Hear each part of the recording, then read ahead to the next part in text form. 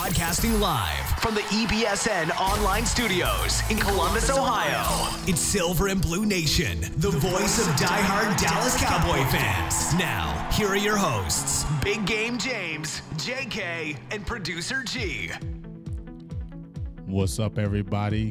What's up? What's up? It's Silver and Blue Nation. I'm Big Game James. The silverest and bluest nation of all. Producer G over here. You see the shirt, though. You see the hot shirt. You see the hot shirt. If you're watching on our Facebook live feed. Watching, let me stand up. We appreciate you all tuning in. Check this hot shirt out right now. So you can see the Big Game James on the back, too. Big Game James is about to show it to you. Thanks to the Dallas prospect. Big shout out to Derek Kirby for getting that done for us. We certainly appreciate that. We know he's going to be chiming in with us today as well and telling us a little bit about these shirts and the event you guys had Thursday night. In Plano, Texas at the Mexico. Silver Blue Nation. Big Game James on the way. The silverest and bluest nation out there. Hell yeah. What's up, everybody? Thanks for tuning in. Thanks for tuning in, everybody. What's up, Ryan Dye? We're getting to the Facebook comments early and often here. What's up, everybody? Daniel, you know what's up. What up, Daniel? He was there. I appreciate you, Daniel. Marcus Smith. I got pictures as well. Marcus, Daniel, you guys that came out to the show, definitely appreciate you that we had at the Mexico restaurant on Thursday. Computer, Law Nation, Derek from Dallas Prospect, who kind of just put it all together. We had a great time. And I just appreciate that everybody that kind of showed up there. This was a Cowboy energy. Definitely going to do it again. We're talking about draft time, going down there, and Producer G better get his butt down there for draft time. So we're just trying to make things pop. Oh, you can't because you're going to Hawaii. Exactly. Aloha. I was going to say. I'm sorry, Hawaii. I Aloha. make the draft. I looked into it, but it just What up, Sean Mike? The dates don't correlate with my trip. Yes. I'll be in Hawaii. What up, Daniel? To my sister, Christy, who's in the Navy. What up, Manuel? I'm sorry. Appreciate it. I didn't mean it. It's just a lot of people jumping in, and I just want to show everybody the love. Christopher, they can hear us both. Can they? So I didn't want to talk over you. That's all. You're good. Galveston, Texas, Michael, everybody is on here. I'm feeling the love. Manny Fury Ramos jumped in here. There's Marcus. My dog Marcus. Hey, Marcus Smith. Hey, Marcus knows his football. You better listen to him. He knows what the hell he's talking about. That's why I'm glad he's up in here today. Appreciate everybody. Silver and Blue Nation live podcast, EBSN online. Facebook, YouTube, Twitter. We're on Law Nation's YouTube as well. Yes. I'll be jumping over there looking at those comments. We'll be in and out. YouTube comments on Silver and Blue, Law Nation, Facebook. I mean, Dana. Everybody's all over the place. Give us a like and a share if you like the video. Please do. Go leave us a page rating. 5 stars. Nothing else. We'd appreciate it. We don't want no 4, 3, 2s, or 1s. If you're going to give anything less than a 5, just don't give it. Just don't give it. It's okay. Everybody's tuning in. They've been waiting on this. We love it. Beer mongers, what's up with y'all? Ryan Dies in the house. I'm loving it today. Jump on here. Let's talk about some Cowboys football. Real quick, because I just said the Beer Monger Sessions. Jop. They are an affiliate with us with EBSN Online. So if you love great beer and you want to see a show about beer, go check out the Beer Monger Sessions right here on EBSN Online every Tuesday night at 6 o'clock p.m. Eastern Time. So that's a cool one to check out too. Right. So it's time to get into some Cowboys football. Hey, we all excited right now. I mean, we get it. I'm gonna be the first to say. I'll be the first to jump on here and say that I was the one that was crying and whining. We ain't got no free agents. What the hell is going on? I mean, I said, okay, I'm not bashing my Cowboys. There's a method to the madness, so I'm gonna chill and just say I know we're gonna do it. But, yeah, I was impatient. I was frustrated. But, man, did they come in with a slapper sweep like, They came in slapping fools. Now, I ain't going to lie. When we got the Joe Thomas guy from Green Bay, and then we got Deontay Thompson, the receiver, I was like, special teams, core, linebacker, I don't know if he's going to depth guys. Deontay Thomas, speed, but is he really going to do anything? But when they got Allen Hurns, when he came in and then he left, and then he came back and signed because I thought he was going. When he was talking about going visiting the Jets, would think so. I thought he was going $42 million. I thought he was going. And I was about to be pissed. Like, see, we ain't getting nobody. But for Dallas to come in and scoop him, that was big. Well, we were talking about it in a group text with Derek from Dallas Prospect and Law Nation. We were talking about that very situation, and I had said that. And I lost my train of thought. And that just happens to me so often. So can you tell me what we were talking about? So we was talking about Allen Hurns. We had this, and you were talking about Derek because we would have wanted to talk about the Hurns signing Thursday, and then right after that he signs Friday. so we couldn't talk about it. But no, what I had said was because he was going to visit other teams, there was no chance the Cowboys were going to sign him because they weren't going to get into a bidding war with another team over a guy who's really, honestly, like his production in the last 2 years hasn't been good. Granted, he's been playing with a bad quarterback, in Blake Bortles. But he got re-signed. Hey, he's a 1,000-yard guy. That's better than what Terrence Williams or Cole Beasley can say. Yes. And he's been a top one. I know the top 100 is overrated sometimes with players, but he was up in there. I mean, he had a 1,000-yard season, like you said, 11 touchdowns, 2,600 yards, 21 touchdowns in his career, and that's big because he was undrafted. And the biggest thing that I love about the Hurns, he's like a baby Dez Bryant to me. Has the number 88. Has the 88, the build. He plays tough. He's strong. He doesn't have the greatest speed. He's not going to deep threat you or anything like that, but he's tough. He plays through injuries, and he's a proven guy. And he's a guy that you can rely on, that you can say he's going to make a big catch, whereas you say Terrence Williams, what the hell he's going to do from week to week. You don't know he's going to do from week to week. I feel like you got more of a proven player, and hopefully out the door, or let's see some trade feelers about Williams or Cole Beasley. I don't give a hell what y'all saying to me about Cole Beasley. I'm still saying get feelers for him. Well, that kind of leads right into the question then, will Allen Hurns be a starter this year? He should. He has to be. I mean, it doesn't say he has to be because the contract doesn't say he has to be, but you brought him in here for 2 years, and the guys, when we bring guys in for 2-year deals, a lot of those guys play because they're not going to be on the bench because you're only going to have them for 2 years. So I definitely see him being opposite of Dez Bryant. If we're keeping Dez, nothing happens with that. I see him being the opposite. And then, honestly, you have to do something with Beasley or Williams. You have to figure out who you're going to keep. One of those two guys have to go because you need to have Ryan Switzer playing in the game. Ryan Switzer must play. Then let's see what happens with Deontay Thomas. You can keep a Beasley, but one of those twos you got to get trade feelers for, and one of those two guys has to go. The thing that I love the most about the thing I love the most about the Allen Hurns pickup is the fact that you said it like he got a 2-year deal and he got some pretty, middle of the pack, decent money. And he is a middle of the pack number 2 receiver. That's what he was for Jacksonville. So now, but this tells me that now we have 7 wide receivers, that we know at least will make the that could make the roster. So one of them is going to be gone. There's no way the Cowboys keep 7 wide receivers going into the season. No. And you got 7 guys there. And let's go ahead and name them. We got Bryant, Beasley, Williams, Switzer, Brown, Thompson now, and now Hurns. So there's your 7. So you just signed the 2. So before them, you had just the first 5, the Bryant, the Beasley, the Williams, the Brown, and the Switzer. So now one of these guys is going to have to leave because you just picked up 2. So that leaves one of them 5 out. And you said it could be Noah Brown. I said Noah Brown because, number one, Noah Brown came in as a 7th-round draft pick. So if you're looking at those 7 receivers right now, if you had to cut somebody, it's going to be Noah Brown.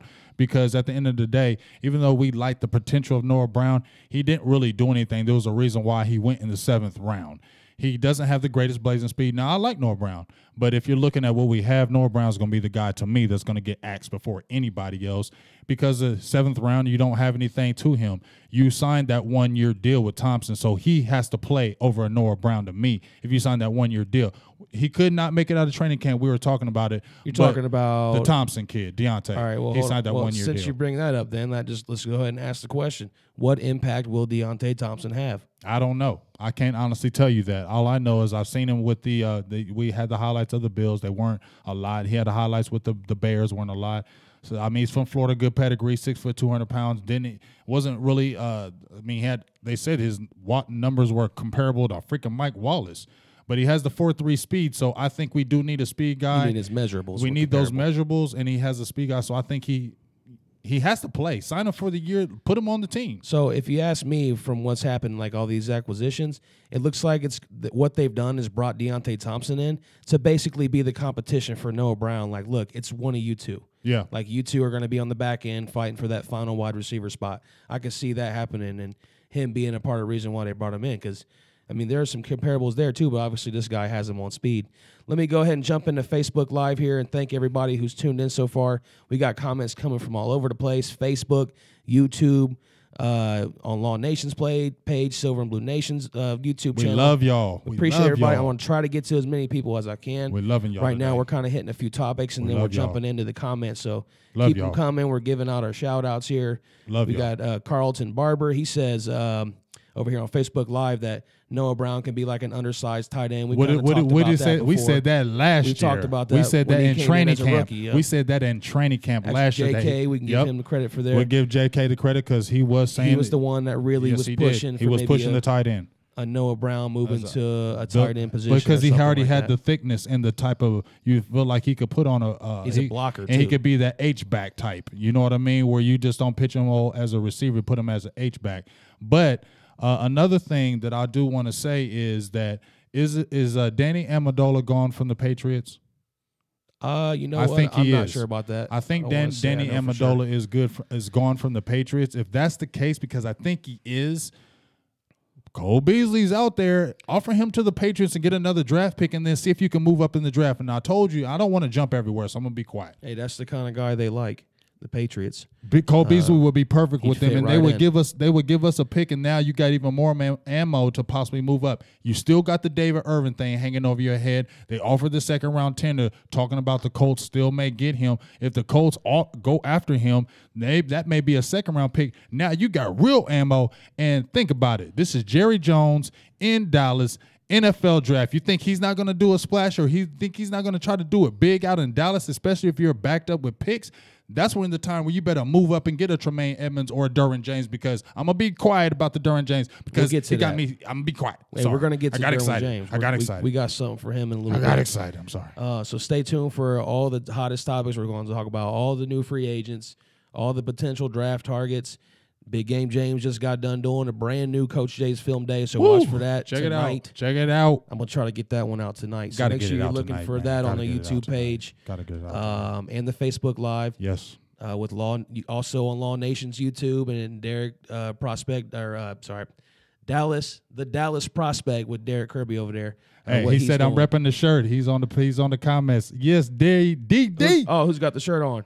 No, Derek is on the Facebook Live. Derek said he's got the shirt on. No, he said, yo, repping the shirt. Oh, he's talking about you. Yes. Okay, yeah. And we gave him a shout out. We appreciate that right at the beginning. That's Derek. my dog, Dallas Prospect. Thanks for getting Derek. Those shirts done for us. We appreciate you. And if you guys are watching, are interested in ordering some shirts, something like that, watch for that too. We'll have something like that shirts is coming. You can go ahead and purchase something like that. Please for do. a pretty good price too. Mm-hmm. We got Manny Ramos in here. He says, I see a comment where he says he's still better than Hurns. I'm not exactly who he's talking about, but yeah, let me know what you're talking about. Two comments later, though, he says Beasley's gone, so he thinks Beasley's the guy out. Zachary Ryan says Williams and Beasley both need to go. So everybody's kind of with me, and this has kind of been my whole off-season campaign was wide receiver. Right. We really needed to see a change there. And there's still a better draft one. Get DJ Chark. Yeah, so, I mean, we could be in a situation where we might just see, like, Dez and Ryan Switzer return and everybody else out the door. You never know. We could be seeing a lot of draft day trades. I mean, it could happen. So there's a lot still to be determined. This whole Cowboys offense can look a lot different last year. We about to next year. We're about to find out. Oh, he's saying Dez is still better than Hurns. Yes, we know. Oh, Dez, okay. Yeah, Dez Bryant. Dez Bryant's better than Hurns is a number 2. Hurns is a number 2. That's what he is. Let me start giving some shout-outs. I'm going to jump over here on Law Nation's Facebook. Law Nation's YouTube channel, which we appreciate everybody who's tuned in over here. Ninja Nuts, what up, Justin White, Mama T, Justin Quarles. How about we do that? I say one, you say one, just like that. All right, I got you. DJ Cobbs. I got Derek Kirby. First one came up. Mr. Gixer. Mama T. Where are you looking at? EBSN online, Facebook I'm on Live EBSN. page. Muggs Maxwell. Maurice Washington. Manny Ramos. Michael Perez. Michael Baladosa. Go ahead. Bubba Endzone on Law Nation YouTube. Christopher Hogan. Justin Quarles. Justin Van Varnado. AJ Vasquez. Dana Brenning. Mama T. MJ Marcus Hurns. Smith. So many people. Hirsch Patel. Don this song Humble, going. John Ty Tice. Vondell Jackson. Virginia's finest. Ooh, y'all some beast up in here today. It's all about y'all. And then even still over here in the Facebook, I mean, we got Justin, Fernando, Raymond, that's my dog. Some of those. Michael Graves Sr. Yes, Terry Turner. Or Jr., I'm sorry, Michael Graves Jr. Hey, man, y'all out here repping today. And make sure you guys give us a like and a share. Give us a like and a share, man. If you're man. watching on YouTube, give us the big thumbs up. Big thumbs up. Put us in your favorite Cowboys group so everybody can get involved. Yeah, man. We even embrace the trash talkers, so bring them on. Yeah, we like the trash talkers. We ain't all right. Bring them on. What do you think of the Cowboys offseason so far out there? You guys in the comments. Happy so far now. What kind of grade would you give us? Do we have an A so far? You say a B. B. I don't really know what to say. Honestly, myself, I need to evaluate it a little bit more. You don't like the Fleming guy? I like the Fleming signing, and I told you why, because he brings a Super Bowl pedigree. He comes from, and that's rare. We don't have guys that have been and won a Super Bowl on this team. Ask everybody right now. Everybody who's listening right now, what would you rate the Cowboys offseason moves right now? I need ratings right now. Just give them out. Just throw them out there. Marcus Smith's already in there with an A-. Yeah, Marcus. Mama T gave A+. Now, you calm down, Mama T. Ain't no A+. We probably need to get Navarro she's a super Bowman. fan. If we get Navarro Bowman, that might be A for me. I'll move her from a B to an A if we get Navarro Bowman too for a year. Justin Quarles on Law Nation YouTube says B+. Jop gives a B-. J Farm C+. Jay Hartrick says a B. So everybody's pretty much right in line with what you said right there. B+. B+. Marcy, Justin Bernardo, B. Eddie Lara Jr. C+. Juan Madrid. He says 6. Brandon Rogerio on Law Nation YouTube says F, so he must be a hater. He got to be a hater. You can't Donnell be Samuels, a Cowboys C+. fan. Can't be. Katina gives us a B+. A+ if Vicario comes in. Hold on. What? I need to interrupt this because on Silver and Blue Nation, we got Dez Bryant over here commenting on our YouTube channel. Nuh-uh. I don't know if it's really him or ain't not. the real one. It says Dez Bryant. He said, we need to check this out a little bit. It better be real. He says, they keeping me. He said, what's up, little homie? He said, you put my boy at tight end, he can't beat me. He can't be me. So I don't know what he's talking about. Dez Bryant says my boy Beasley only had 300, so that ain't him. We was trying to find if this is the real Dez Bryant on here. He said, so we got a Dez Bryant pretender over here in our Silver and Blue Nation YouTube channel. Go over there and subscribe and jump on that comment section and see what's up with this guy. He says, I want attention. I can't get it from Dak. Hey, everybody looks like he's around a B right now. If we can get Navarro Bowman for like a year, Vicario, I ain't really tripping off Vicario. I still like the Earl Thomas thing, but as I said before, I'm going to stay quiet because when we going to talk about Derwin James? We're going to get to him here shortly, but right now I'm excited about him right now. We just got these comments just flying going crazy. Right. I want to make sure we get everybody. You know it ain't no damn Dez Bryant Marcus. I mean, we got to give these shout-outs. Dino Cogswell says, how's everyone Everybody's doing asking for Glory Hole. We don't have it. We're doing good. We don't have Glory Hole tonight. I apologize. Or any sound effects. We don't have a music bed. It's all G's fault. Producer G's fault. It is my fault. It honestly is my fault. Like, legit. Like, I dropped the ball on that one. I could have had the sound effects, but I don't have them. So that's haven't said they don't want me some glory hole. Yeah, let's just give them our own. And it's a reminder. I've been here when it was glory hole days, and I've been here when it wasn't. And so, having said that, I want me some glory hole. So there you go. That was pretty good. I mean, that wasn't bad. That wasn't bad for the made up version. All right, so you go ahead and look at a couple more shout outs, a couple more comments while I get this Derwin James set up for us. Yeah, get the Derwin James set up. Derwin James. Well, I'm going to jump into, we talked about the 5 guys that's really gave us hope. It gave us excitement around Dallas because we didn't dive into them all that much yet, but we are going to dive into them while you putting that up. Okay, because I still want to get something up for them too as we dive deeper into those as well. I'm just going to go a little. This won't take me long though. Well, you just do what you do and let me do what I do. Got it. All right, appreciate you. So.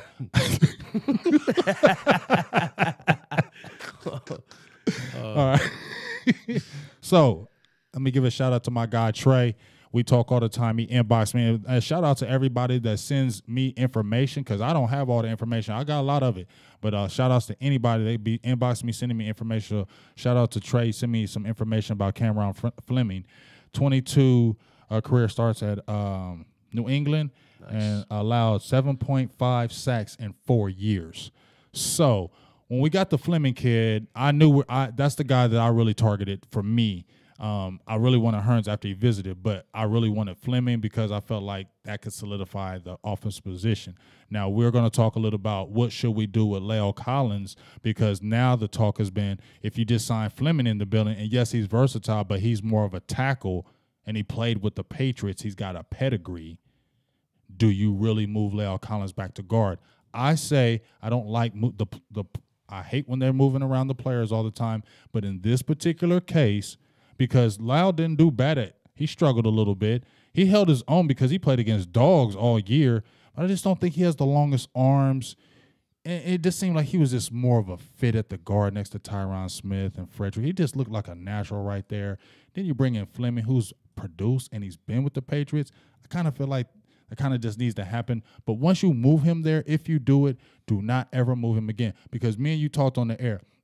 This is why me and you felt that the only reason why they moved him out to tackle was because Doug Free was retiring.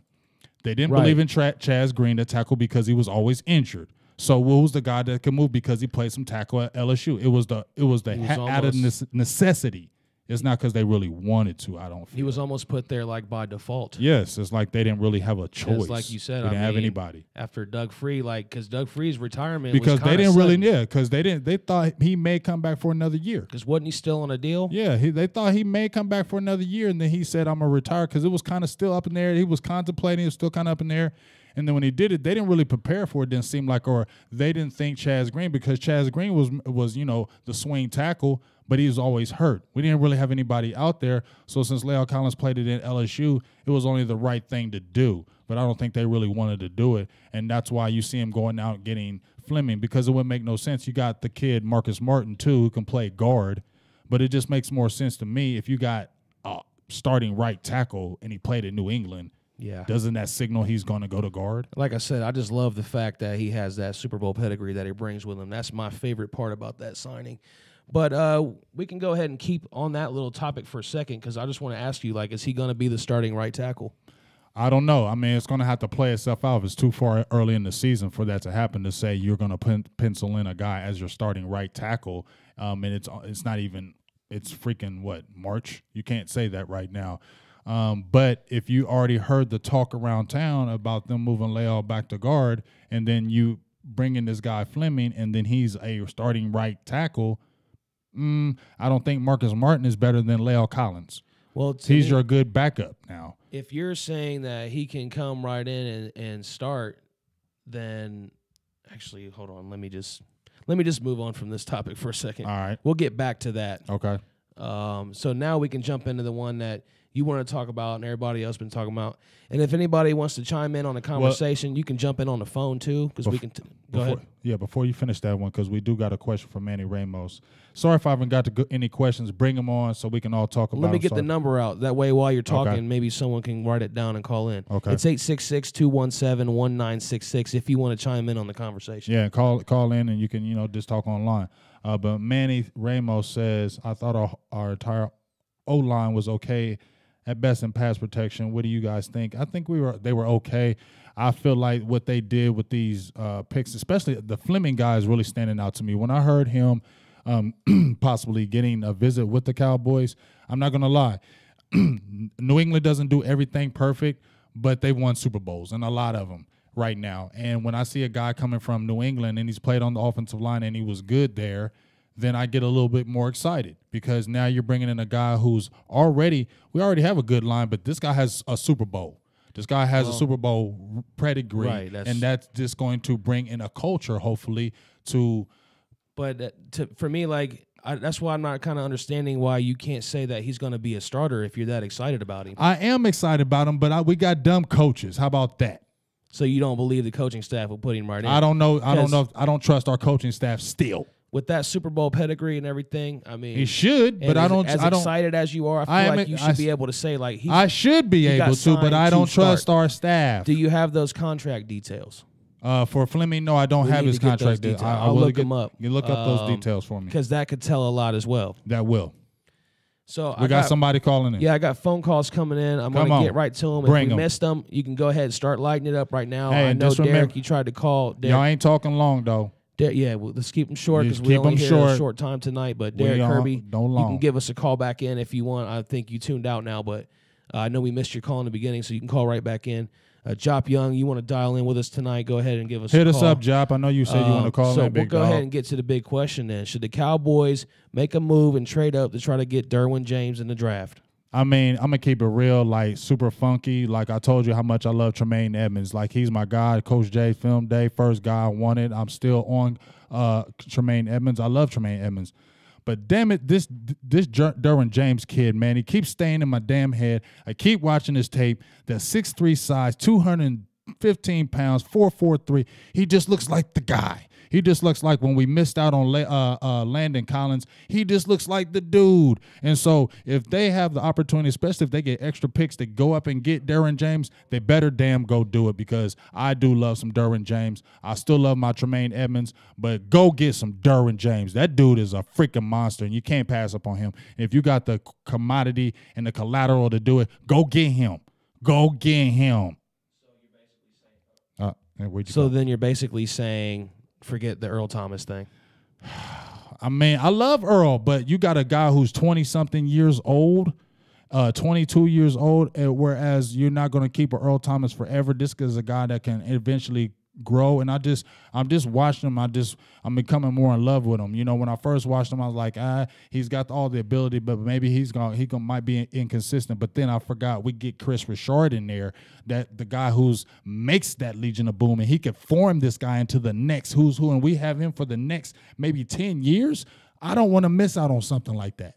Right, and I remember, like, I don't know if we had an opportunity to get him, but I always wanted to grab, like, an Earl Reed or a Troy Polamalu. Like, we need to get those kind of guys. We haven't had it in so long. Because you see how rare they are. Yes. We have Jop Young on the line with us, but real quick, before we bring him on, I want to go ahead and get some more shout-outs in here from Facebook Live and YouTube, because we definitely appreciate everybody tuning in. And give us a like and a share, especially if this is your first time watching. Like us, share us, turn on your notifications. We're live here every Sunday. We might be switching times. We're thinking about maybe doing the show a little bit earlier coming up, maybe start as soon as next week. So look out for that. We'll definitely make a post there. Brandon Hammer, thanks for tuning in. I know you got a question. We're going to try to get to a lot of questions. And if we miss yours, keep sending them in over and over, even if it's repetitive, just so I can see them, because I will notice. So we got Brandon Hammer, Jeff Smith, Eddie Ford Jr., Jamal Busby. A lot of these names you might have said already. I don't know because we already shot a lot of people out. Juan, Jamal, Terry Turner says Derwin's a dog. He is a dog. Because we're just talking about him. He's a dog. Let me see. Virginia's Finest over here on the Law Nation YouTube channel. We appreciate that. Don Hummel. He's saying Thomas wants to be the highest paid safety in the league. So that's another reason why that's not, reasonable, I guess, or realistic, I should say. Oh, and Des Bryant subscribed to us, the guy, the troll in the in the Silver and Blue Nation YouTube feed. However you want to do it, big dog. What's up, Game Changer, Cowtown, Tex? What's up? You guys over here in our Silver and Blue Nation YouTube. Barry B, Cowboys X Factor. Appreciate you always tuning in every week. Let's go ahead and take the phone call then, and you can call in 218-66217-1966. We got Jop Young on the line. What's up, Jop? What's up, Big Game and Producer G? What up, big dog? What's up? Talk to me. It's all about you right now. Listen, man, I was just calling to tell you, appreciate the work you're doing. I'm going to listen to your comment off air. But tell me about this Dallas Gavin kid. That guy got some paws on him, man. Oh, the kid from South Dakota State? Yeah. The tight end? Yeah, tight end. Oh, I love him. I posted him. Appreciate you, Jop. Well, appreciate you, Jop. I posted him. I appreciate posted him maybe a month ago. First time I saw him, fell in love with the dude. The dude, I don't think he came in as a football player. He was a walk-on. He was more like he's like that basketball player type, 6'5", but he's one of those herky-jerky dudes. If you watch a lot of his tape, he catches those balls with one hand. But if you see just like the kid from Reed from Washington, who's always hurt, and even Kelsey from Kansas City, those herky-jerky type tight ends where they just look like they're kind of playing basketball on the NFL football field. Those are the best ones. Those are the best ones. They always say when you get a good basketball player and he transitions to play football, they're a lot better players. And I think it's true. I believe if you played basketball and you were really good and you transition to football, you almost dominate those guys on the NFL field. Yeah, I mean, you see it all the time. He can name so many: Jimmy Graham, Antonio Gates. It's a lot of guys coming now from Rico Gathers could be one of those. He could be. He's exactly what we're seeing. If Rico Gathers had his head together, he's Antonio Gates all over again. Yeah, pretty much. Really, I mean, for the most part, I mean, that's pretty much what he would be if he could get his head on right. He'd be Antonio Gates 2.0. Think about this, though, G. I think a lot of guys that play college ball that are like point guards that are like maybe 6'2" or 6'3" should probably try to play NFL football as well if they had some background to it, because think about it. They're guarding point guards and they're backing up when they're guarded. And what are you doing when you're playing the cornerback position? You're backing up and you already have size. You're seeing these teams that want these cornerbacks that are coming out 6'2" and 6'3". You see it in college basketball. So I think those guys that maybe don't have a future in the NBA, they should really consider if they have football background to jump in there and try to play the cornerback position in the NFL. I think it will work for them. All right, so we answered a few comments, and we are going to get back into those in just a couple minutes. But I wanted to kind of jump back to the offensive line thing a little bit. And this one is specifically for La'el Collins. Is he going to be playing guard or right tackle? What do you think he should do? I think, honestly, I don't like the moving around. I don't like that stuff, but I feel like I like him better at guard. I didn't want him to go to tackle. I thought he should have stayed at guard before, but I understood why it happened because Dak Prescott was gone. Huh? My fault. Go ahead. No, I was just saying I liked him at guard from the very beginning. I thought he could have been a monster at it because he was better a short area player. And then when he just got out on those sweeps, you could see his ability, his speed, his power, especially playing next to Tyron Smith. I felt like they made each other better, and Tyron Smith can make him better. So that's the reason why I would like him back at the guard position, and I don't feel like they really wanted to move him to tackle. I feel like it was a necessity. So for this one time, yes, Dallas, move him back to guard. If some other people don't like it, that's cool. I want him back at guard. Get Fleming out there to tackle, and let's see how that rolls. And you can still draft a guard in the draft. It's not going to hurt you.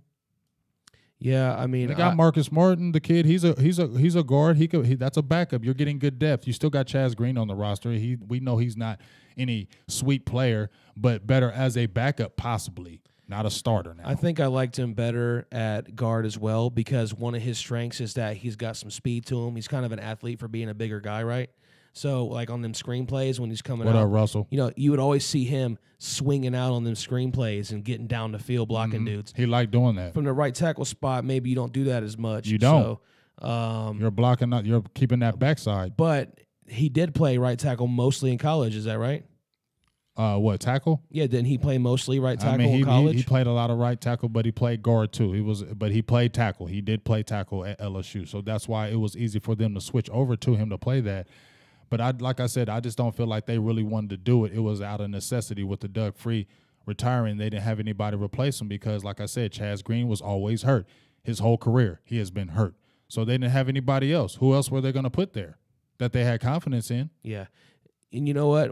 You mentioned like the word. Well, we're talking about how he can play right tackle or right guard, or you say left guard or left guard. Yeah, and you say the new guy that comes in, Cam Fleming, he's versatile as well. Yes, he is versatile as well. Byron Jones is versatile. So we were kind of talking about this in the car a little bit. Yeah, how the Cowboys just love getting these versatile players, and it hurts them. Meaning that they're average, basically like average at a lot of things, versus being very good at one thing. That is true. And I believe that I think that has hurt us. Like you just said, it can hurt you. I think that has hurt us quite a bit over the years. Well, J.J. Wilcox, there's another kind of guy like that. Right. How many? You said it. Tyrone Crawford. The list goes on and on. Chaz Green. We switched both of him. Yes, exactly. Byron Jones. They're all versatile. What's happening? You're trying to find their spots, so you're wasting time putting them out there. And they're not. And what's happening is you don't have a position because what is everybody doing with Tyrone Crawford? They're crying because they're saying, well, nobody's crying. But I'm just saying the complaint is about Tyrone Crawford is you're paying him this much money, he's not doing it. But it's Dallas's fault because he was getting his bread at the D tackle position, the 3-tech. That's where he got his bread at. But they kept on moving him out to defensive end. We know damn well he wasn't good at defensive end. He was always getting there, but he was never getting the sack. That wasn't his position. He was so much better. But they messed him up, and now you end up paying him $10 million a year, and you messed up because you're moving him back and forth. Now everybody mad as hell at Tyrone Crawford because you're paying him all this damn money, and you don't got really no position for him. You know what I mean? Yeah. It's like you got to keep him one spot and keep him there. So at the time, I would say I just feel like La'el Collins should have never moved from guard. He should have always stayed there. So we put him out of tackle, but move him back at guard because that seemed like that was his strength. Hey, but you know what? So keep him at his strength. We would have never known unless we did it, because we might have been saying, let's try him at tackle, like if he never moved to tackle. Right. So we could have But been we know saying he that, but at least can now do we it. know. And that's a good thing. But let's put, like you said, G, let's put a player at the position we know he's really good at. If we think Byron Jones is a really good corner or can be a good corner, just put him the hell there and keep him there. Christian Richard, if you see that he's a corner, put him there, keep him there, and don't move him no more. And because Christian Richard says so.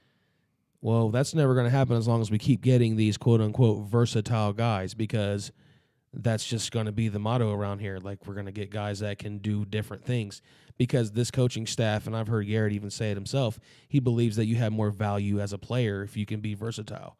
But I just don't think that helps your overall production as a team. And you just need a guy who can hone in and focus on one thing in his craft, and one thing he's dominant at. Like you said, he'll master that one thing, and that's just something we haven't had in a while. And then, with the substitution and replacing how we sub our players like daggone basketball players. You know what I mean? Like, stop subbing them guys all the damn time. That's another reason why it seems like when you were getting in a good-ass groove, how many times have we seen Zeke just running through people, 5-yard gain, 6-yard gain, 7-yard gain? Then next thing you know, Alfred Morris is coming in the game. Right. What the hell is going on? That is the biggest problem more than anything. We can get excited, and I'll just jump this out there right now. Hate me if you want. I don't care. This is the biggest thing. We can get Fleming. We can get a great draft. We can do all that. But if these coaches still don't do jack poo, it don't freaking matter. Right. So we can make all the moves we want. The coaches got to do it. Jason Garrett, Scott Linehan, the people we got the eyes on right now, Ryan Marinelli, even the eyes are on you. If you get these good players in this draft and we got some we better do something this year. I don't want to hear the freaking excuses no more, man. I mean, you go 13-3, 9-7, beastie quarterback and running back. You should be able to continue to do things with that. We need playoffs. This is no doubt playoffs. Thanks for tuning in, Jay Favela over here on our Facebook live feed for EBSN Online. Michael Profit, Justin Vernado. A lot of people have a lot of comments. I just can't get to them all right now. We're trying to kind of cover some topics that we had pre-built, as well as getting all the topics you guys want to talk about, which we kind of try to line that up with what you guys want to talk about too. And we know the hot topics are all these free agents and new linebacker, new receivers, new offensive line. And eventually here onto the draft, that's going to be the hottest thing coming up, as we got about 4 more weeks till that happens down in Dallas, in the homeland. It's going to be a trade, dog. We're going to do something. It's going to be something fired. Jerry Jones and the Cowboys are not going to be looking regular, not in Dallas. That's not going to happen. Something's happening with the wide receivers. It's a setup. That's guaranteed. It's a setup. Something's happening. Something's brewing in the air. I don't know what the hell is brewing. They're clearing cap space. Something's going to happen. They're restructuring Witten. They're restructuring Frederick. They're creating space. They're cutting Skandrick. They signed some guys. Hannah may be next, and I think he might be 3.4. He may be next, because I don't know why you need James Hannah anymore. I'm telling you right now, they're not keeping 7 wide receivers. So are they keeping Dez Bryant? I'm asking you right now. I say yes. I say yes too. And I'm going to say yes because of Jerry Jones. And I'm going to say that too. But here's what's going to happen. Either one guy's going to get traded, or we're going to have, like I said earlier, Deontay Thompson versus Noah Brown for that final wide receiver roster spot.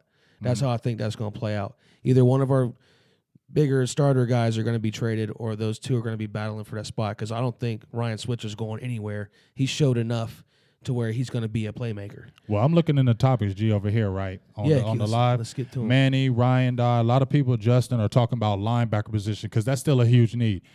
Even though that we got the Joe Thomas kid. He's just a special teams player. Yeah. Real quick touch on that if you want before you get to the whole linebacker discussion. All right. Let's ask you then, what impact is the new linebacker Joe Thomas going to have on this team? I don't know. I mean, and what's the current state of the linebacker, and what does he bring to the table? I mean, to me, I saw his tape at Green Bay. He had a season high of 70 tackles in 1 year. I believe it was 2016.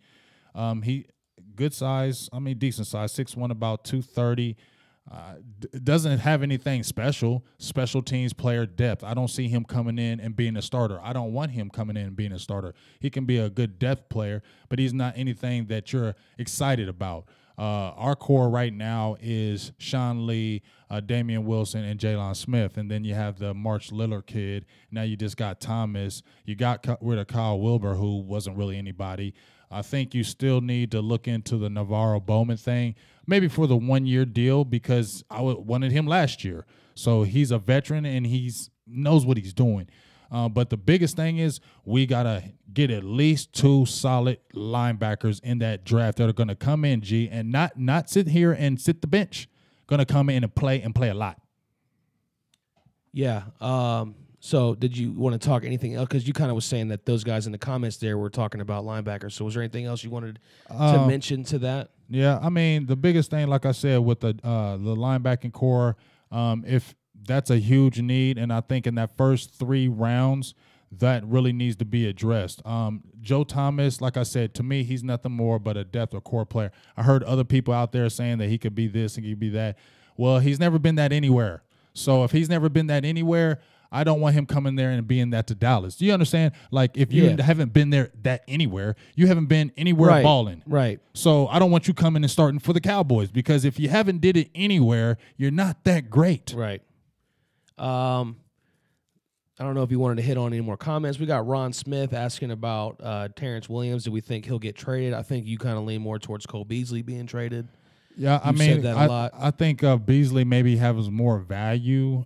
I think he's almost done with his deal too. So, and like I said, Danny Amendola is gone, so the Patriots could look real. Cole Beasley will be a great fit with the Patriots, and if you could get a pick for him, and then you use that pick in the draft to move up and maybe get some dog players, because we need. I've been saying this for the last month. We need dogs. We don't need the regular players. We don't need the players that maybe can come in and do something or can come off the bench. We need dogs, and at least in the first 4 rounds, we need dogs that come in instantly and make an impact. Not kind of like the 2016 draft when we had Zeke, Dak, and those guys came in and blew it up and made a difference on our team, and it took us to the playoffs. We went from 4-12 to 13-3. We need more dogs, especially on defense, to take us to that next level. So add dogs, animals, gorillas, whatever you want to call them, get them in there. G unit. You know what? I felt like the Dustin Cowboys said we poodles. I felt like they did get those impact guys last year with Jordan Lewis and Cheeto and Xavier Woods, but it just took them a little bit later to come along. Because they weren't playing them, though. And, the difference. They weren't playing them. And Dak, true, and Cheeto was hurt a lot, but Dak and Zeke came in behind a tremendous offensive line. He had to help with Dez Bryant. He had to help with Jason Witten. Right. So it's a little bit easier for those guys to make a bigger impact, versus the young secondary. They're going to have to go through growing pains a little bit more. And like Taco didn't really have a big impact. So our first round pick last year didn't have a big impact. That's what I want to see change this year. Right, but whose fault is that? I don't feel like it was the pick's fault. It was our coaches not putting him in the position. We had problems, just like we just talked about with we saw Taco Charlton getting better toward the end of the year. Why? Because he started getting more snaps. I felt like they wanted to just draft another guy to throw into that rotation, because you know that they never have. DeMarcus Lawrence is probably the only one that's in there most of the time. Everybody else is rotating all the time. So I don't understand, though, what that thinking was last year, that draft strategy. Try to keep everybody fresh. Grabbing a guy to just throw into a rotation. Right. When you need a guy that's going to come in and make an immediate impact and be a full-time starter. Mm-hmm. But I guess later in the first round, it's not so easy to find those kind of guys. But you see them all the time go in the mid-rounds, full-time starters. Yeah. Right away. Well, I got a comment here. I don't know I'm saying the last name, Brian. Please forgive me. You're on the Facebook Live. Perrier. He says, maybe I like Nathan Shepard from Fort Hays State. Watch his tape at a Senior Bowl. Guess what? You got Coach J's Film Day coming up for you later on, so make sure you check that out, because Coach J already on him, man. Watch for that to drop tonight. That'll be dropping tonight. You'll be liking it. Like I said, we throw a few clips. It's not in depth, but it's just enough to get your mouth watering about the player. Show him what he can do for us. I show him what he can do for you. I just basically throw it out there for you, and then it's kind of like fishing. I just throw the bait out there, and this the red, and you just bite on it, and you jump in that to YouTube and check him out. Because I'm telling you, he's already had a private workout with the Cowboys, and this is what I've always said: when the Cowboys bring you in for a visit, and then they bring you for a private workout, they are trying to draft you.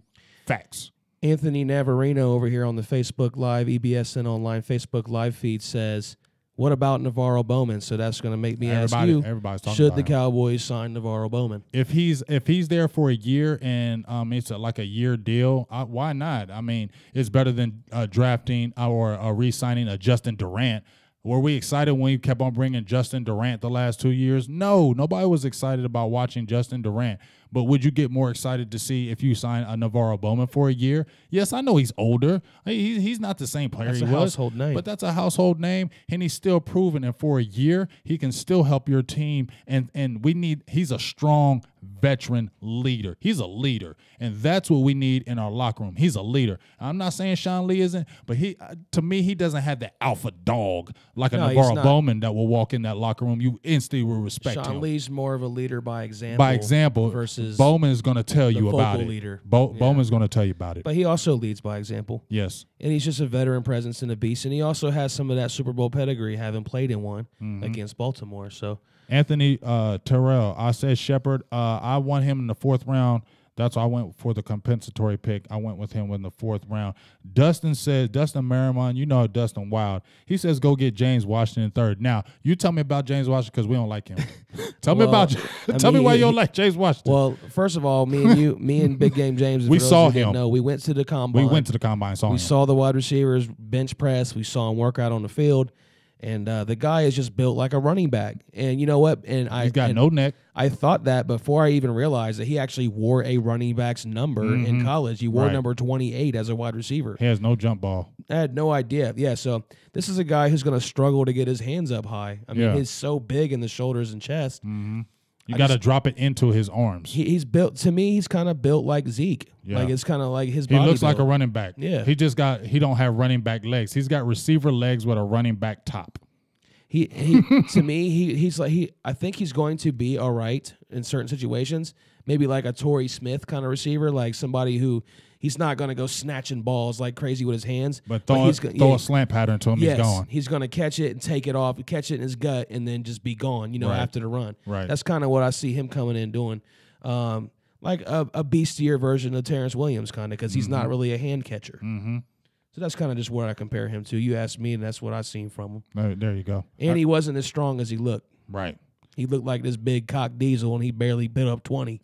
He didn't even get up. I think he had 18 or something. No, I think he only did like maybe he 10. was a dude that did like 14. Yeah, I think the other did dudes like were doing like 20. I mean, Calvin Ridley wasn't big, and he did 15. Remember, Ridley looked little. Yeah, he was pretty small. He was small, but he threw up a good 15. Yeah, and could have been more. I mean, your boy Anthony Miller was a dog because he threw up them 22 like what? He was a beast right from he set the bar right coming out. He was the first one up. Hey, but then my guy St. Brown came over. And he was St. Brown's a beast. Hey, but you know what? Even when we looked at all those receivers, the receiving core is good. That's why you can still draft, even though we got these guys in the free agency pool. We saw so many receivers at the combine. Like, oh man, you can get it's so deep. It's a lot of guys out there. But you know what?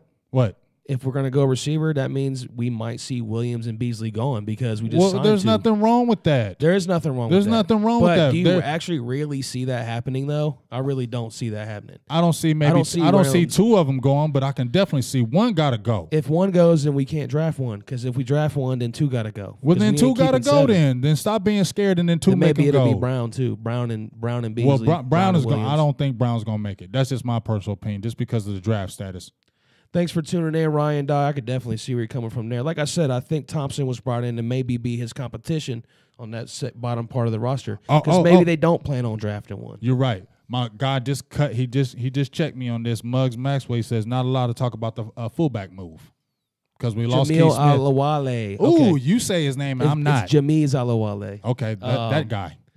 Give me a minute. Let me set up something for him up here on the screen before we talk about him. You can talk about him right now, but I'm still going to set that up. But let me go through here because I want to give some shout-outs because we ain't done that for a few minutes. Ryan Dye's in here, and he said he'd be back every week, and here he is. So we appreciate you always checking in and tuning in with us, Ryan. Michael Basalda, Muggs Maxwell, Brandon Hamer. I'm pretty sure I probably already said some of your names, but I don't care. Stephen DeLeon, Arthur. Dustin Merriman's in there with us. Marcy Shabazz. I'm sure we done said a lot of these names. Bobby Ruschenberg. Yes. And he asked a question. Mario Bell. Yeah, if you got a question, let's hear it. He has one. I got to go back to it, Bobby. I got you, Bobby. Well, let me go ahead then. Okay. I got it. Oh, you got it? Yeah, I got it. Let's hear it. He asked it, Bobby, say his last name again. Rushenberg. Rushenberg. Rushenberg. What's up, Bobby? He's a faithful person up there in there, too. He asked about the Earl Thomas because we ain't really talked about the Earl Thomas thing. I guess I kind of cooled on it because It's been hot for a couple weeks. It's been hot for a while, so I kind of like cooled on it. I need to see what happens with David Irvin. Now we're talking about we want Derwin James. Now we're talking about Derwin James. Cool. It's cool. It's chilled now. It's in the freezer right now. We like Earl Thomas in the freezer right now. We got him on chill because that hot boy came out, Derwin James, and he hot right now. That boy hot right now. He's saying it like DMX. I'm kind of hot right now. Isn't it funny, though, how nothing has changed in the last 6 months since he played, but now all of a sudden he's hot? Like how's that happen? That's the way it happens in the NFL. I mean, I know they had some workouts, but nothing's changed. But, you have one great combine and you look really good. Hey, we was there. He had that combine. Right. He ran that 4.4. He was nice. And he looked the part, didn't he? I think he was clearly like the best defensive back, other than maybe like Denzel Ward. Really he looked the part. Man, yeah, he looked the part. And we want to keep getting into these comments and give more shout outs and comments. Matter of fact, let me jump over here before we get to another topic over here in the we got the Silver and Blue Nation live chat and over here on YouTube channel. We're also on the Law Nation YouTube channel. And we appreciate you tuning in on all these platforms. Mm-hmm. Everybody who's commented, we thank you so much and keep them coming. Sorry if we haven't got to all the questions. If we didn't get to you, or if we don't get to you today, promise you, we'll get to you next week or some other time. Holler at us Wednesday too. Holler at us throughout the week. That's right. Wednesday. Let them know what we do Wednesday night. We on Wednesday night here at Dallas Prospect. Make sure you check us out. Law Nation's on there. You producer G's in the back cutting it up. You know what I mean, like he always does. Dallas Prospect. That we're on his page and Law Nation. So if you aren't able to tune in, we're already going to be on SoundCloud, iTunes. Where else are we Google at? Play. Google Play. So number one, you need to just check us out on there. Number one, and if you can't check us out today, get on there on Wednesday. We're going to be there all week. It's there all week. So we Cowboys football, Wednesday and night. The biggest thing is it ain't about us. It's about y'all and all the Cowboys knowledge. Everybody be spitting up on this page is ridiculous, that's and why I love we're the listening nation, to it. Man. We're the nation. We love listening to it because we be having hella Cowboy people on here spitting hella Cowboy. The knowledge. Nation means everybody has the nation. a voice. The voice of the fans. You got the shirt, dog. You should have had the shirt on. So you can see the voice of the fans. That's the voice of the fans. That's why we're the nation. The nation. Everybody baby. who's watching or comments with us, they're all a part of the nation. The nation, baby. Buddy Johnson over here on our Silver and Blue Nation YouTube channel. He said, Coach J, do you think Cameron? We already answered this, but some people who just tuned in might not know. Coach J, do you think Cam Fleming should start at right tackle? I think he should. I'd rather La'el Collins go back to the position I thought he was a dog at. I think he shouldn't have went to right tackle, but I understood why he did. He didn't have a bad year at the right tackle position. He went against animals the whole year, so he more than held his own. Had some, had some slight problems, but at the end of the day, he held his own. But I feel like the left guard position, where he was just so much more of a natural, we really didn't get to see his full potential with it because, remember, he got hurt. He messed up his toe and missed the rest of the year, and that's when Ron Leary jumped back in there. So we didn't really get to see the full potential of La'el Collins at the left guard position. Yep. So let's see it. Let's put him there and see it and just keep him there because I don't think you're going to go wrong by moving him back there. Over here on Law Nation's YouTube channel, we have a hater in the house, a Steelers fan. Greg Lightbody says, why do Cowgirls fans, he says Cowgirls, why do y'all Cowgirls still say fans think Derwin's falling to 19? Well, if you were listening, we're talking about trading up, you idiot. Well, here's the thing. They say they call us cowgirls and y'all are squealers. We came in your house and smacked y'all. Squealers, you know what I'm saying? So the only thing you Steelers are going to say, we've been getting them the last few times. The only thing the Steelers are going to say right now is we got six. Y'all, that's the only argument you got. That's true. But we came in your house and we smacked you. You came into Dallas about 4 years ago and we smacked you too. So just shut up right now. The only thing you got on us is 6, but you ain't talking about nothing. Your whole team is about to fall apart because your quarterback, Big Ben, is about to be done. And once he gone, y'all going to be needing hella help. So be quiet over there in the squealer land and stop saying cowgirls. If you keep saying cowgirls as your move against the Cowboys, that's just weak. Y'all got to think of some better names because that's a lame one now. That's elementary. Lame. Cheyenne Maxwell over here on Law Nation's YouTube donates a couple bucks. We appreciate you tuning in and supporting the Law Nation YouTube channel. Thanks for that. You know what I'm saying? Dustin Merriman back over here on EBSN Online Facebook live feed. He asked me, he said, gee, Are you willing to give Irving up to the Colts for a second-round pick? Now, he put you on blast. What you talking about, Willis? I would say yes because what? What? You give up David Irving for a second-rounder? I mean, I'm with you as far as, like, we don't know anything about this guy. What's he going to do? You know, like, we don't know if his mind is stable or what's going on with him. But if you're looking at pure talent, I would probably still say yes. I mean, anytime you got a chance to get a second-round pick, you don't see those given up. But you also, but here's the thing. But it's hard to get pass rushers, too. Right. I'm gonna be That's the a devil. tough question. Yeah, Thanks for that. I'm gonna be the devil's advocate because you got a 6'7", 280-pound man who's a guaranteed guy, and he's only like 24, 25. That second rounder, you don't know what that is. You're taking a crapshoot with that. You have some guarantee with David Irving. You're right. But like you said, there could be some potential, like, off-the-field type stuff. Harold Martin, where you been? But we don't know yet.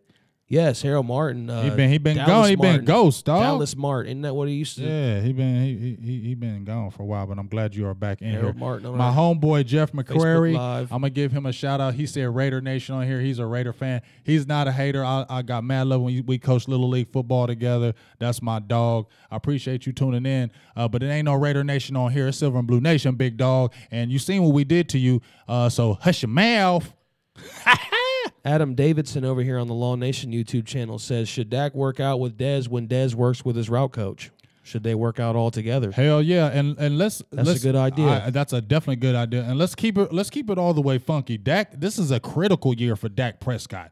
Let's keep it all the way real because if they get these weapons, Allen Hurns, and they get a good draft, maybe draft a top flight receiver, Dak Prescott has to show and prove because this is a critical year for year 3. I love Dak. I believe in him, but he still has a lot to prove, and this is a critical year for him. Year 3 is where you find out, to me, is what the guy really is the rest of his career. So Dak has to show and prove this year. If we're to take the next level, it has to be on the shoulders of our quarterback as well, Dak Prescott. Floyd Perrier over here on Facebook Live makes a good comment about the Navarro Bowman situation. He says Sean Lee and Bowman were college teammates, so that definitely helps when they already have some chemistry there if they're going to be working together in the middle like that. Cowtown Tex over here on our Silver and Blue Nation YouTube channel agrees with me. He says a second rounder sounds pretty good for David Irving right about now. I don't know. You could go either way. I think I'd be good either way on that. That's hard. Because I feel like we have enough linemen, man. and I want to see Taco get out there more and see more from him, what he can do. So if we lost to David Irving, we probably see more Taco. So it would hurt. And Randy Gregory's coming back. So we'll see about that. He's doing the steps. I ain't going to count on that. I'm just saying that's what we could have in the fold. So I think we got a lot of depth on defensive line. So I think I would be cool giving up second rounder. Right. Or I'd be good keeping them too. I mean, either way, it's going to be good for the team, I think. Either way, I don't think it's a win-win situation in that aspect. Barry B asked about what about Shaq Griffin to add to linebacker depth. We talked about this a couple weeks ago. You want to hit on that again? Would you draft him? Oh yeah, I definitely would. But he wouldn't be until like a fifth round pick, maybe a possibly sixth round. He's not a starter, and it's not even about the hand. He's just not a starter in the NFL. I don't think, at least not in my heart.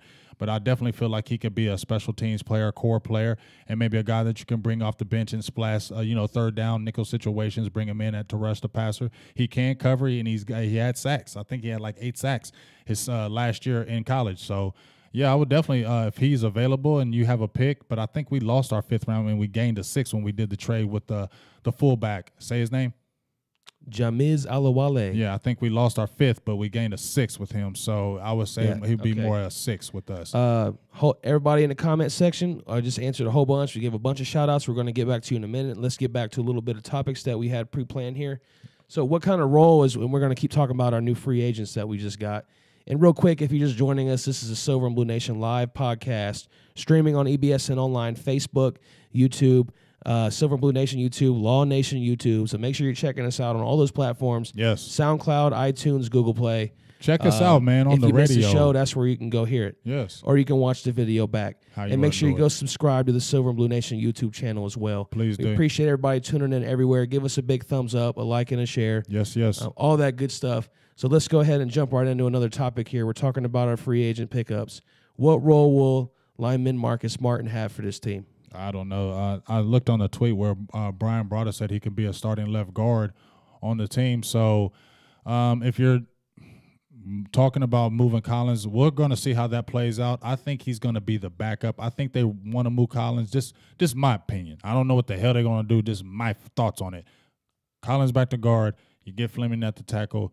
Martin can be your good backup. Chaz Green goes back to being your swing, and then you draft somebody in the draft. That's what I'm saying right there. How'd that sound? I mean, it's about as good as you're going to get with the information that you have on the guy right now. Exactly. I mean, that just seems like the more natural way. Why would you move Fleming, who's been playing tackle at New England and was prospering? I said the stat, 7.5 sacks in 4 years. That's not bad. So why wouldn't you have Collins go back? I mean, come on. Let's be real. Right. I mean, either way, we got depth on the offensive line, a line that's already got good veteran leaders.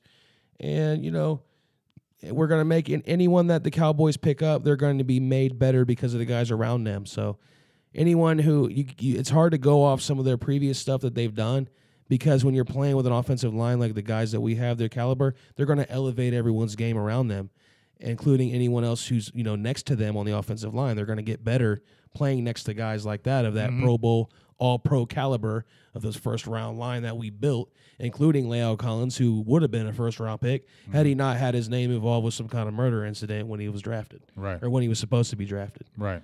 So we're going to move on to another free agent pickup then, and you've been asking about it. Everybody's been asking about it. Is the new fullback, Jameez Alawale, Dak friendly? Because that's kind of what they've been. I think the motto's been for this offseason, Dak friendly. I think he is. If I've seen a couple plays, he had a 75-yard touchdown pass, and it looks like he's got a good wiggle in his hips. He looks like he has more wiggle in his hips than Keith Smith when you watch him play. But Keith Smith was a good player. I think Keith Smith was a better blocker than him. But if you're looking for the Dak-friendly type fullback, I think he fits that mold because of the wiggle. You can pass to him, and he's got the shake and bake where he can get out and make moves. And I think that's what they're looking for when they're saying the Dak Prescott-friendly offense is guys that they love the versatility, and they love guys that can get out. You can throw a quick dump pass, and he can make moves, get you a big gain. And I think they didn't really see that in Keith Smith, even though Keith Smith was definitely versatile. But you got to remember, Keith Smith came in as a linebacker, not a fullback. He converted. Yeah. There's two players that come to mind for me when we talk about Jameez Alawale, and one of them is Rod Smith, the guy that we currently have, because he's kind of that fullback, running back hybrid who catches passes out of the backfield and did a lot of similar things. You've seen Rod Smith take a dump off 80 yards to the house. Yeah. You know, he does a lot of that stuff out of the backfield, running over the middle, actually running routes down the field. Another guy who's very comparable in my mind is Delanie Walker. Walker was a fullback for the San Francisco 49ers before he converted to tight end. So he's very versatile in that way, as far as he can block and he can run and take handoffs, and he can also line up at tight end and run routes down the field. And a lot of those plays that you've seen with Derek Carr is him throwing the ball down the field. So I like the pickup. I think it does tailor to the Dak-friendly offense, because you've seen what Dak likes to do. He likes to dump the ball down and let his guys go to work. And that's one thing that he was very productive with. So I think that's exactly the type of player that Dak Prescott wants to have around him. And you know what? I wouldn't be surprised if Dak had some influence on that pickup. Well, you never know. I'm sure they asked him about it first. You never know. Anything else on him? No, I got some people to ask me a couple questions specifically, so I don't want to forget them before the feed goes too far. Michael Prophet asked me, would I trade Sauce, Jeff Heath, and a third rounder for Earl Thomas? I mean, I don't think Jeff Heath and Sauce, if I was a general manager, and a third, I don't know. I think that's too many. That's two players and a pick for Earl Thomas. Wait, say that again. Cole Beasley, Jeff Heath, and a third rounder for Earl Thomas. Cole Beasley, Jeff Heath, and a third rounder. That's quite a bit, but yes, I think that would be worth it. Yeah, because you look at Cole Beasley, he's not anybody great. He's good. Jeff Heath those are both regular players. The third rounder would be the only thing that stands out. So yeah, I would do that. That's not a big deal. Again, it's the veteran leadership. It's the Super Bowl pedigree. It's those kind of things. And he would change the defense. He would come in. He would lead this young secondary. They need a guy to look up to right now. Yes, they do. Byron Jones is still too young to be that guy. He's not the guy anyway. He doesn't have that alpha dog. He is not that dude. He will never be that dude. Well, he's one of those guys that's like them who needs to look up to someone. Right, he's a nice guy. And really, in the secondary right now, I mean, our most veteran guy after Skandrick's release is probably Jeff Heath. I mean, and ain't nobody looking up to Jeff Heath. Yeah, so we need a dog. I want that Super Bowl caliber player. I want guys on our team who know what it takes to win a Super Bowl. Earl Thomas knows what it takes. He's done it with Chris Richard, with the Legion of Boom, in a Super Bowl, dominated a Super Bowl. He just knows the formula for a great secondary, and I just think he would be huge. And they're instantly going to listen to him. As soon as he walks in the locker room, they're instantly going to listen to what he's going to say and stand into attention. That's for daggone sure. Now, Job asked me a question. He asked me, have I jumped off the Roquan Smith train? No, I definitely haven't. But when I saw Tremaine Edmonds, I cooled on Roquan Smith a little bit, only because of the size, and I probably shouldn't look at that, because those type of guys that have the chip on their shoulder saying, hey, I look at my size, watch what I'm going to do, like a Ray Lewis. So blame me for the size thing, but dang, I seen a 19-year-old that's 6'5", 250, and he came in at 17 years old and banged out every year at Virginia Tech, got better every single year. And I think people saying he's like a project. I heard people in the draft area say he's more of a project type. Hey, I'm going to take a guy like that, man, because I think later down the line he's going to have a really good career. You're talking about Tremaine Edmonds? Yes.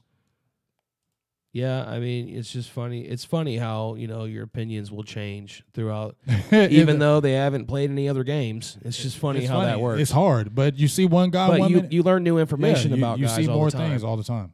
I got somebody else has a question. Anthony Navarino, I believe that's what the name is. Sorry if I didn't get you. He asks, do we think Kenny Vaccaro is a good fit? What do you think? And if you want to jump on that, I mean, you already know I said I'd like to sign him. I thought the Cowboys would address safety. I don't feel like he'll going into the draft. I don't feel like he's a difference maker. I would want Earl Thomas. If we're going to get anybody as a free agent pick in a safety, I want Earl Thomas, because I don't feel like Kenny Vaccaro is going to take our defensive secondary to the next level. Kenny Vaccaro is a good player, but he's not a next level player that's going to raise your whole defense to another level. I like him better than Jeff Heath. I like him. He's better than Jeff Heath, but he's not going to. Kenny Vaccaro is not going to take the defense. When you pick him up, like, oh, he's the missing piece. Yeah, but you know what? That is a guy though. But he is at least good enough to where you could sign him and say, okay, this hole has been filled now for the draft. It's a hole that's filled, but he's still not a dog that you're going to rely on like a Earl Thomas. And we were talking in our group chat, and all these off-season acquisitions so far has led me to believe, and Law Nation said it as well, the Cowboys are looking to go defense heavy in the draft. And they should. And a couple weeks ago, you and I on this show talked, what was the biggest need? Was it wide receiver? I think we agreed it was wide receiver and safety were the two biggest things that they should fill in free agency going into the draft, so that you don't have to draft for the need. Right, and they didn't get safety. But they got receiver. They got receiver, and they got lineman. What's that tell you? They're probably looking at safety. And they probably might be looking at Derwin James or Earl Thomas. Looking at Derwin James. And I think Derwin James Earl Thomas with a trade. Yeah, with that trade. On draft and day, I think if we're really looking at it right now, we're looking at it, G, right now, let's try to call it, because if you're looking, like you just said, if you're looking how they're going, they're solidifying the line, because Will Hernandez was the big name. They solidified the line. You can move La'el Collins. Then you get Martin as a backup. You still got Green. You got those guys as backups. You get Deontay Thompson, and then you get Allen Hurns, who probably can be your solid number 2. Thompson. Now you got a plethora of receivers. Now you got a good problem. And just like you said, safety is still a glaring need, because you still have, talking about moving Byron Jones, that can be a fill. You're not sold on Kayvon Frazier or Jeff Heath. So this is the time where now it looks like either Derwin James for the Cowboys or the Earl Thomas trade. But if you lose David Irvin with that second-round pick, I think they go after James in the draft, my personal opinion. Do something. And you know what? Or that trade's coming. If they want the big, immediate impact player like we've been saying out of that first round, that's what they're going to have to do. They're going to have to trade up and grab a guy like that to come in and be a day one starter. Day one starter. Day one starter. From the minute he's drafted, he's brought in to be the starter. He's the day one starter. That's what you want, because now you got an immediate change, and you're guaranteed to see something different. Whether it's good or bad, you're going to see something different. You need to see, right. And that's the most important thing. And we didn't see that last year. The same old stuff. And we didn't want to see that what we had with Charlton last year, where he came in, it was like, really? Not making an impact. Really? Just rotating, right. and having no impact on a win or a loss whatsoever. Right. Jay Stokes over here on Law Nation YouTube channel. Appreciate you tuning in. Justin Corliss, Billy Murphy, R.J. Holt, Taco a Beast, appreciate you turning in. Or tuning in, I should say. Jeff Pertee, I said turning in. You said turning in. I'm all over the place. Cheyenne Maxwell, Carlton West, Tracy Queen, Michael McKenzie. Make sure you guys all go over and subscribe to the Silver and Blue Nation YouTube as well. Jordan Booker, Billy Murphy. It's all about y'all anyway. And that's all over there on the Law Nation YouTube channel. Everybody's tuning in. We appreciate you. Emil Burgess over here on our Silver and Blue Nation YouTube channel. See, we're bouncing all over. We're streaming on 4 different platforms right now. So that's just how we do it here at EBS. You know how we do it. Buddy Johnson has a little question for you over here on our Silver and Blue Nation YouTube channel. He says, Coach J, he calls you Coach J. You like that? Yeah, because he knew me like that. No, he knew me. That's one of my. I believe that's one of my kids. Okay, that's one of my kids. I used to coach. That's why. That's just funny though, because we do the Coach J. You feel me? Day. So that's why I did it, because I actually was a coach. I don't just say the name. I actually did coach football. So that's one of my kids that. For those who don't. Yeah. So for those who didn't know, I actually did coach football for 15 years. But that's one of my kids, and he's on there asking me some good questions, and I love it. So talk to me. What is he asking? Buddy Johnson says, what do you think about Central Michigan wide receiver Corey Willis, if you've had a chance to look at him? He says he's a beast. Well, see, I don't like you, buddy, because, see, what you do is you try to trick me up. See, tries to get you on guys you ain't looked at. He tries to get me on some of these deep guys I ain't had time to look on, and then I have to go on there at night and look at them, and then we're going to talk. So you're getting the conversation again. You stumped me. It's all right, though, because we kind of just touched on receiver and how we really aren't probably going to be. We're probably not going to get a guy like that. We're going to get a dog, I think. We're either done at wide receiver with what we're doing for the season, or we're going to be making trades. Yeah, they're still going to draft a receiver, G. You still think another guy's going to be coming in? Still another guy's. If you're looking at the first 4 rounds, let's say they trade up. We'll see what happens. But if you got a 3rd rounder or something like that out there, 4th, I still think in a 4th round pick, you go get a receiver. Especially, like I said, if DJ Chark is around there, that 3rd or 4th round, you better, and he's sitting there and Dallas comes by and maybe you draft a couple people in the draft in defense, you better get DJ Chark, because I'm telling you, that boy going to be nice. That's just my opinion on DJ Chark going to be nasty. I hope you're right, man, because I want to see Dak Prescott get new young receivers who are going to be younger than him, under him, who are going to look to him as the leader and not be like a Dez who's probably like, I ain't looking up to this 20-year-old, 23-year-old, you know? Right. So hopefully we just get those young guys to do that. Well, Eddie Ford Jr., I think he's calling me out because he's trying to do a lot of things right here. So he says, stop calling just 2 names for safeties. Well, here's the reason why I'm calling just 2 names for safeties. Probably because we need impact safeties, Mr. Eddie Ford Jr. Well, we said Vaccaro, too. Yeah, but I'm just saying there's other safeties in the draft. There are, but we're not really focusing on. There is a guy that he had a visit with us. I cannot remember his name. He's on a low level, but he's not got a guy that's going to make an impact. If I'm talking about one safety right now, I'm talking about a guy that's making an impact, Mr. Eddie Ford Jr. That's all, a guy that's going to make an impact. So I'm not talking about 4th or 5th round safeties. We have those on the team. We need 1st round safeties. So I'm not going to talk about fringe safeties when we need a 1st round dog safety. We need a dog, Earl Thomas, as a safety, or we need to go up and get a dog like a Derwin James. I'm not talking about fringe safeties anymore. Don't need to talk about them. Talking about guys that can come in and start and play for us right now and make an impact, because we don't need them players that are fringe anymore. We need guys that can come in and start dogs. So that's why I'm talking about those 2 guys. Yeah, Eddie. Appreciate everybody tuning in. Jesse Bates, that's his name, I believe. We'll get back into your comments and questions in a few minutes. Should the Cowboys, and I know we just talked about this a little bit, I told you what I thought, but should the Cowboys sign Ndamukong Suh? I mean, they're not going to, so...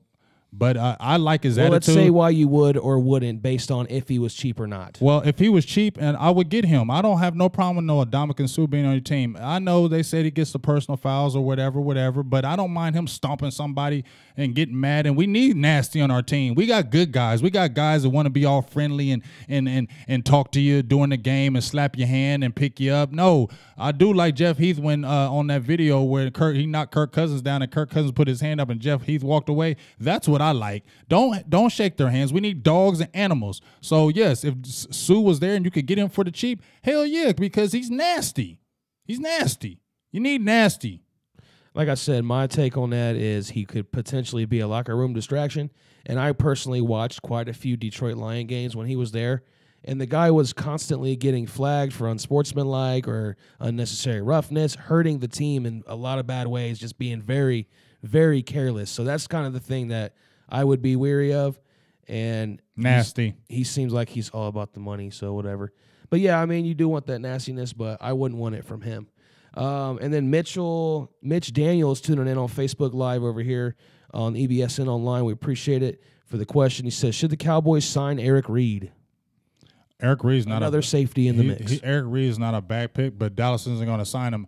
Here's the thing. I do like what we say woulda, coulda, but that's not going to happen because, honestly, that Eric Reed with that kneeling thing, and that's just too much controversy. We don't need it. And it's not saying that he's not a good player and I wouldn't want to bring him in, but he's not – is he really going to change our defense? He's more like a Vicario. I think he's a little better than Vicario, but I think he's like the game changer going to change our defense. And the controversy, Dallas ain't going to have that over there. People aren't going to forget him kneeling. That's why he doesn't have a job right now. And you know the Cowboys all about America's team. They're not going to deal with that type of stuff. So there's no point in even kind of talking about him because they're not even going to look that way. I do think he's more a better safety, like talent-wise, because I think he's a bit of a ball hawk. Because he did make a lot of plays for them, but I'm with you. We should probably just go ahead and stay away from that type of distraction that could potentially be. Because you know what's going to happen. They're going to talk about it all the time. Yes, Law Nation in the feed over here on what Facebook up, Live. What up, you, Law? good sir. Salutes. Nothing but the best. That voice, man. And remember, you're tuning in to nothing but the best. Nothing but the best. Appreciate you, Law. We're over here streaming on his YouTube channel as well. Ron, shout out some people, and you can give a shout out. Ron has a question. Yeah, he did. Ron Smith. He asked me. I don't think I got to it. Sorry about that, Ron. He asked about Bowen. What about Bowman? I said, let's get him for a year if you can get him. I don't want more than a couple. But anybody that's got that leadership quality, that's what I feel like we need, especially in our defense. I feel like our defense is really lacking leadership. I love Sean Lee, but like you said, I feel like he's more leader by example. Yeah. He works hard. Sean Lee, you just look at how he works. He works. You just respect that and you listen to that. But we need a dog we need a dog that can command the whole defense of the Dallas Cowboys and say, get in this damn huddle. Let's stop these dudes on this down and get the offense back on the field and score a touchdown. That guy that comes off the field yelling at everybody like, what the hell is going on? We don't have it. I don't see it. We don't have it. And Sean Lee, I just feel like he's a beast, but he's just not that guy. We need that guy that's going to tell everybody, hey, man, shut that up and get on that field and let's make plays. Yeah, I agree with that. Annette Rary tuning in. Appreciate you always, every single week tuning in. Make sure you give her a shout out. We appreciate you. Ron Smith, he wanted to know about Navarro Bowman again. We kind of hit on that already. We got you, Ron. So let Ron know a little bit. He probably missed it. So I'm gonna get you. But Anthony Terrell, he asked me about he asked before, and that's another guy that he's in the Dallas Cowboy War Room. I appreciate you. There's some guys that are checking it out, so I do appreciate them. But he asked, with the new fullback and wide receivers, does that mean that new offensive attack? I feel like it better be, because I feel like Linehan and Garrett are on blast right now. They're on serious blast. And if you see the moves that we're making, it looks like they're turning into the Dak-friendly, what we call offense, versatile receivers, speed now on the outside. And if we draft a top, like a really good type receiver, then I feel like they're going to put it on Dak, like you got to make plays now. We gave you the tools. We gave you everything you need. Now Dak's got to go out there and make plays. Definitely. Don't you think, G? Yeah, I mean, he made a lot of plays, a ton of plays in his rookie year. Mm-hmm. And, he took a step back year two. Maybe thought it was going to be a little easier. Thought it was going to be kind of a walk in the park, but it wasn't this time. And, I'm sure he's humbled by that, and I'm sure he'll bounce back. And I've seen nothing but Dak do exactly that, bounce back, even if it's game to game. Mm-hmm. We haven't seen him in seasons bounce back yet, but I have no reason to think that he won't. Mm-hmm. He's always succeeded at every level he's ever played in. Mm-hmm. I don't doubt Dak Prescott at all. I think he's going to be just fine. But I do think we need to change at wide receiver, and I think that, they did do a good job at making the offense Romo-friendly, but they just waited too long. It was too late when they finally made it Romo-friendly. Yeah, it was like he was on the back so burner. I'm happy to hear the term Dak-friendly, because they're going to do that whether we like it or not, Dak-friendly. I'm just glad to be hearing that term here going into year 3 instead of going into year 8 or 9 with Romo. Mm-hmm. They waited way too long with Tony Romo to get him help around him. Yeah, I totally agree with that. I got a question. Yeah, go ahead. Maurice Trevino, one of our guys right there, he says, do you think D-Law could potentially be the leader going into the future, especially if David Irvin stays? Two solid potential leaders, especially if Irvin gets it together. Wait, he says, could DeMarcus Lawrence be the leader? Yeah, meaning like the leader of our defense. Like he's the guy that's going to tell our defense, no, I don't see DeMarcus Lawrence as that. I'm sorry. He's a good player. You know, he showed improved this year, but I don't see DeMarcus Lawrence as that guy, as the leader that people are going to just stand up and follow. I just don't see him as that. Just my personal opinion. I sure in the hell don't see, if David Irvin stay, him being the leader of anything. Because to me, David Irvin's a goofball. Nothing dogging him on his talent or anything, but he's just goofy. And I don't think anybody going to follow no goofy dude. He just not. And that's why I said I don't see that leadership right there, and we need leadership. We need it bad. I guess this is kind of, we've been talking about that leadership. So can you answer that again? Can DeMarcus Lawrence lead the defense? Because you're talking about how Sean Lee can't. Yeah, I don't think he's the leader, like a guy that's going to put everybody on his back and say, I got this, let's follow me. I don't see it. I mean, he had one good year. He had a decent year. We got 8 sacks. He got 14.5 sacks.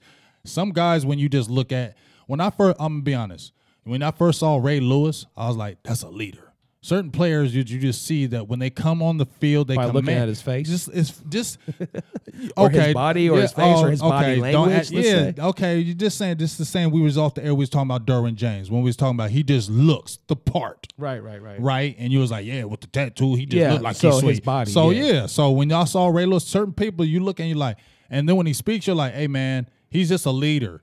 Basically, it's the body language. That's you just feed off it, but I just don't see DeMarcus Lawrence as that guy to do it. He's just not that vocal leader that I feel like the team is going to follow, and I don't see it. Maybe I'm wrong. I don't believe so, though. Hey, everyone has their own opinion. I think Cowboys fans are just looking for some kind of hope, so you just killed it for that one. Well, hey, now Eddie Ford Jr. does bring up he can Jalen Smith can be our leader.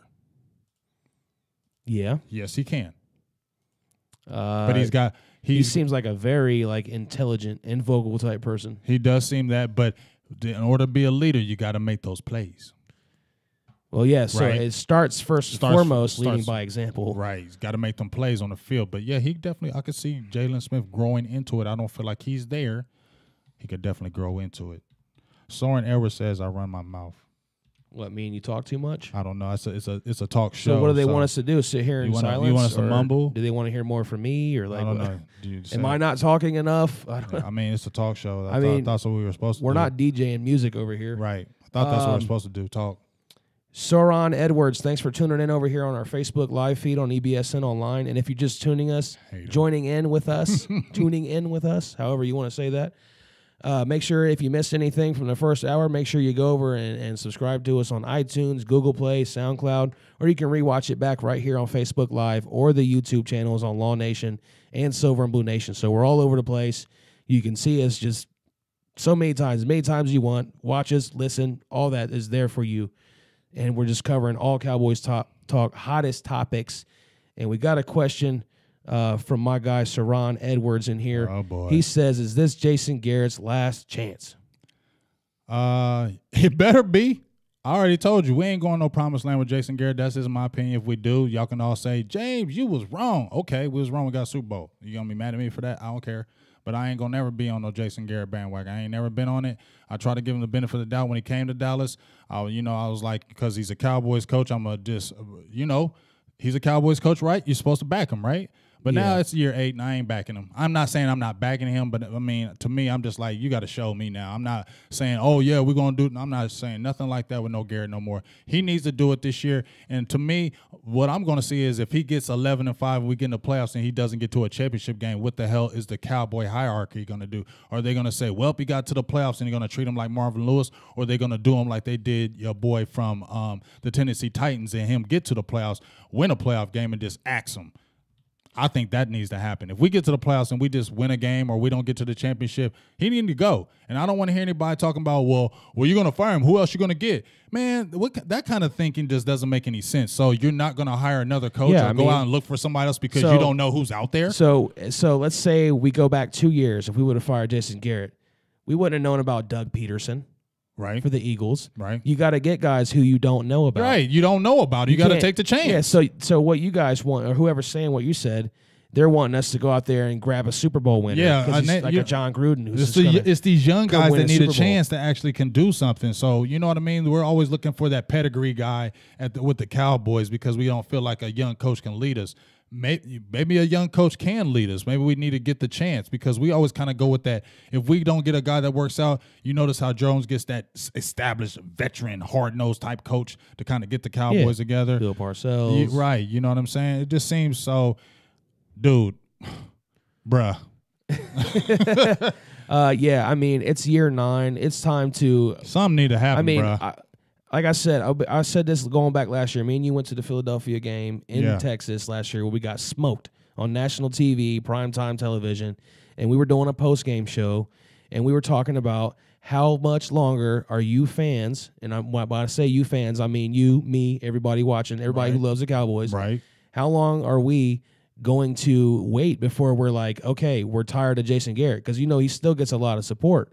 And it's like, how long are you going to support him? Is it going to be 15 years with no playoffs? How long do we have to go for it to be like enough is enough? I should say. I just look at the biggest thing with the Garrett thing with me is I look at the years of the players, the age. I look at age with NFL players. I don't look at age with NBA as much or Major League Baseball because they can play longer. NFL game, you can't play as long as the NFL and Major League Baseball. Them years are cherished. You know what I'm saying? 4-year average career. Man, them years are cherished in the NFL. So when you win, you got to win now. Even though you're building for your future and keep on building through the draft, you got to win now because them Super Bowls are hard to get to. You get to one, you may never get to one again. Ask Dan Marino. You know what I mean? Right. And he was one of the greatest quarterbacks ever. Went to one, and he got to one early on. It looked like, okay, yeah, he's set. Never got to one again. And how many more years did he play? And he didn't see another one. So you got to get it when you can get it now. So we can't sit there and keep playing around, pilling our fingers saying, oh, well, you got us to the playoffs. We were 11-5. No, it can't just be that. It has to be Super Bowl or a freaking bust. I kind of wonder if Russell Wilson's a guy who's going to be going through that where he may never see a Super Bowl again. I don't know. Well, at least he got the 2, though. Yeah, I don't know where that came from, but that's cool. I was thinking about young quarterbacks who have made the Super Bowl recently. Young who money. Had a chance to never make one again. I thought Dale Bailey. What? No, go ahead. Dale Bailey says, how do you guys, and we already hit on this, but might as well say it again for those of you just tuning in. How do you think Alan Hurns is going to do with Dez on the other side? So what does Alan Hurns bring to the table? He brings solid number 2 guy who's a veteran who's proven. He's proven. He's an upgrade. That's the biggest thing. He's an upgrade. He's proven. He's tough. He came in on a very, very bargain basement contract. Can earn up to I believe $6 million, but he's a team player. He plays through injuries, and he's just going to upgrade. I feel like our team. He plays with an attitude, and that's the biggest thing I like too. He plays with the attitude, and we need attitude on our team. Ryan Dye, he's got to check out, go eat. Thanks for tuning in with us tonight. We're almost done here anyway. Yeah, we're about to wrap it up. Okay. Make sure you check back in on Wednesday night. We should be live on our Silver and Blue Nation page that night. Big Game James's page. Right. Dallas Prospect, Law Nation YouTube, Silver and Blue Nation YouTube. Yeah. Everybody who's tuned in, we appreciate it. If we didn't hit your comments, tune back in Wednesday night. We'll get to them there. Or next Sunday as well, because we're here every single Sunday. We actually just crossed the 1-year mark for Silver and Blue Nation. We've been here every week for an entire year. If you were with us through the entire season, we did pregame, halftime, postgame. We'll be doing that again this year. So just stay with us. I mean, we're never going to stop. I mean, what you're seeing right now, this is going to keep coming on your feeds. Ryan. Every week, you're going to see what you're seeing right now coming across your feeds and timelines and YouTube. So get used to it. Tune in. Give us suggestions if you have any. We want to make the show that's how you want it to be and how we want it to be. And we just want to combine everybody's thoughts here. Just make the best Silver and Blue Nation we can make it. Oh, we got a new person in here. Anthony Navarino says first time listening. Love it. We got to give him. Okay. That's a how about them Cowboys. Too we bad don't I have don't it. have my sound effects. We don't have it. Anthony, normally we have a sound effect board. Yes. We'll have all those cool sounds for you. And whoever's checking out before you leave the show, say you're leaving the show so we can give you a shout out. I like that better. I like when people check out and then we can see it and we can give them a shout out before we leave. So if you're just leaving the show and you kind of like the show, say you're leaving the show so we can give you a salute shout out for just being here and kicking it with us. Justin Vernado says, great show, guys. Great job, guys. We appreciate that. I know you're always tuning in. We have so many regulars in here. It's unbelievable. I mean, I can't even explain. I love everybody up in here, man. It's freaking awesome. It's just amazing. Like, it's amazing. I love doing this because this is awesome. If no one was watching or commenting, the show would be a lot more boring. Yeah, it would. It would be a boring show. We'd just be sitting here. I mean, we'd be having fun talking Cowboys, but it's not the same without all our people in here. It'd be boring as hell. You know it. So we appreciate everyone's support every week. You guys always like the video, share it, comment with us. We love that. Yes, we love y'all. Keep that comment. Let's keep growing. Let's keep adding more people to the nation. Share our stuff, man. Yes, go over and share. Like the page. Go over and like the Dallas Prospect page. Yes, go over Dallas Prospect, Law Nation page on Facebook. And, Silver&Blue Nation, Big Game James. Yes, we're the new A team. Follow them all. Are you not? I'm an older school cat. If any of y'all watch the A team, I love it when a plan comes together. This is the new A team, so you need to holler at it. Go like all those pages because it's going down. Collab. Probably might be thinking some draft next month because we had some feelers coming out with the draft. It's going to be at the end of April, so things are popping with that. So stay keeping in tune. We got them Silver&Blue Nation shirts coming with the Dallas Prospect. Yes. You know what I mean? We got upcoming events, so stay tuned in. We are not going to stay the same. We are not going to stay regular here. Yes. We're going to still stay on top of everything and try to be the best out there. And we ain't trying to, say we better than everybody else. We just say we're trying to be the best. I ain't say we ain't saying that. Hey, Laura Martin on Facebook Live. Thank you for checking in. Ron Smith, he wants to know where his shirt is. Ron, I messaged you the other day and told you how much I appreciate your support, and I told you when we get the shirts in, I will send you one personally. Yeah. You will be getting a shirt, Ron Smith, and as well as a lot of you other regular people who support us all the time. Yes. Look to be hearing from me personally once we get a shipment of shirts in. I'll be sending some your way. Yes. So that you can continue to support. Daniel says he's still listening while he's working. That's when you feel good. When somebody's listening while they working. So, Daniel, you got us in the earbuds. And he came to the show. You got us in the earbuds, or are you listening, like you got your phone? Yeah, like, are you sneaking? Desk? Are you sneaking it? You got are us you on sneaking? the Bluetooth? Like, how you listening to it? Yeah, tell me, Daniel, how you listening? Are you sneaking, I'm curious. Dog? Yeah, we need to hear what you're doing, Daniel. And you know what, Daniel? If you had to step away because you're working because you missed something, you can just go back and listen to the podcast on your iPhone, iTunes, or on your Droid. SoundCloud. It's all right there in front of you, so make sure you check it out. Yeah. And we're just going to keep coming with hot content. Eddie Ford said we better look at some more linebackers. We better come next week with more linebackers. I got you. I got linebackers for you. So I got right now, I got your boy. You got he's got us in his Beats headphones. Daniel. I like the Beats. You got Edmonds. Also got Josie Jewell. Also got Fred Warner from BYU. You got the kid from Boise State, Van Dausch. I can't remember his name. More linebackers. Yeah, more linebackers. Josie Jewell. You had Rashad Evans coming from Alabama. You got the kid Derek Kincaid from South Carolina State. So I know about some linebackers. I just haven't been able to mention them. Lorenzo Carter is another guy that was kind of a hybrid. So Eddie Ford Jr., I got some linebackers for you. Just name 6. Don't test Big Game James. Don't test me, dog. I'm on it. I just threw 6 linebackers at you. And if you go on the Big Game James page, Mr. Eddie Ford Jr., you're going to see hella players. You're gonna see hella players. I stay on my players, big dog. Stay on it, big dog. I just ain't had the time to really get on it, but I'm on it. All right. He's on it. All right. How about that? Real quick, Dana Browning, who you think we're taking with the first pick? Huh? Who you think we're taking with the first pick, Dana Browning? Our first pick. Who's our first pick? Yeah. With the 19th pick? Yep. I told you. Tremaine Edmonds. Dana Browning asked. Oh, he's asking. He said, who do you really think the first pick's going to be? Oh, I believe it's going to be Derwin James. I'm having a feeling for some reason it's going to be him. I feel Trade it up. I feel like we're not going to grasp that linebacker. I feel like they're really going to go after him. Ron Smith, thank you. Ricky Rosario, can't wait for the season start. Us too. It's so long away still, so far away, but it's already been so far as well. It's crazy. 6-month off season, maybe more than that. You get about 8 months of no football. Michael Basalda, he said DC4L is better than everyone else. Yes, we are. Hell yeah. Appreciate everybody tuning in. Let's go ahead and end the show. And And you guys just check back in with us next week, like we've been saying. And check in Wednesday, too, Dallas Prospect. Wednesday and Sunday. Wednesday and Sunday is going down. And just like you said, G, we'll probably be going on an earlier session on Sunday. We might start doing a little bit earlier. And we might have a new little thing, just if you're out there and you just like listening to the sports type thing, we might have a little something cooking up for you. So make sure you check it out. We always cooking up something in the lab. There's a lot of new stuff. Man, we cooking up stuff, man. Make sure we're cooking it. What I want to do, I want to have it set to where I'm going live every time there's some breaking news. Oh, Eddie Ford gave me love. He said, I'm all on your page. Love it. See, Eddie, I like you, Eddie. Dog. I appreciate you. I appreciate you. He's like, I'm already all on your page. Like, he didn't even have to see, like. I appreciate you.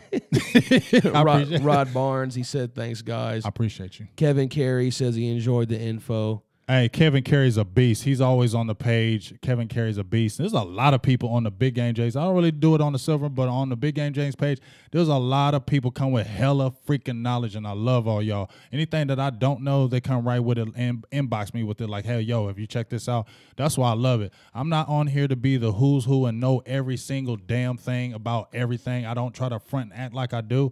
So anybody who has any knowledge, give it to me, man. I do know a lot, though. Dana Brining said he needs a 2XL shirt. I got you, Dana. When we get the shirts in, I'm going to put a post out, and you guys all message me. Yeah. All my people that's been rocking with us since the beginning, you are all getting free T-shirts. Y'all getting free T-shirts. And we know who you are, so don't try to lie and say you've been with us in the beginning because we know. Yes. Harold Martin, he said he missed us. We missed you, too, We missed you, too, Harold. We ain't seen you in there in a while. Man, he went MIA for a while. Yeah, he did. I missed him, big dog. I'm glad you're back. You better stay back. He's back. Stay back. Daniel Candelaria says he'll be here for our next show. He always here. We appreciate that. Stephen Arthur says he loves the show. Thank you very much. Byron Mobley will be here. Byron Mobley's all here. Always respect. Real quick on the and Scott tunes in and says, what's up, Cowboys Nation? We need to focus on defense. So we need to focus on getting off here. Jesse Gonzalez. This is the final comment. Jesse Gonzalez. Give up our first and third to move up to get Derwin James. Not a first and third for not a first and a third. What would you give up? I don't know. He threw it in my brain too quick. Well, you definitely got to swap first rounds. Yeah, we're gonna swap the first, but I don't know. 2 first and a third for Derwin. I don't know. If you want that impact player, oh right, he'll do it.